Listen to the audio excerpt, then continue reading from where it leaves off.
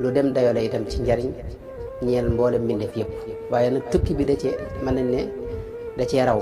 tukki géej gi ndax ci la lépp tàmbalee, ci la lépp sababoo itam, ci la lépp baaxee itam. yàlla def bi mu demee ci géej gi ni ko Cheikh Abdoul Ahad Mbacké mu baax ma daan waxee,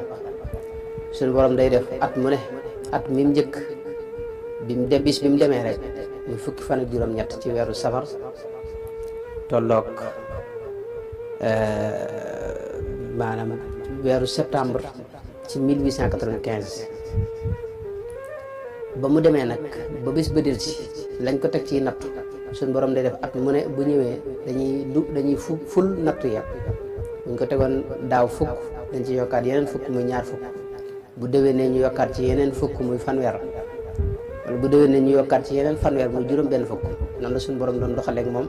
ba tukki géej gi jeex.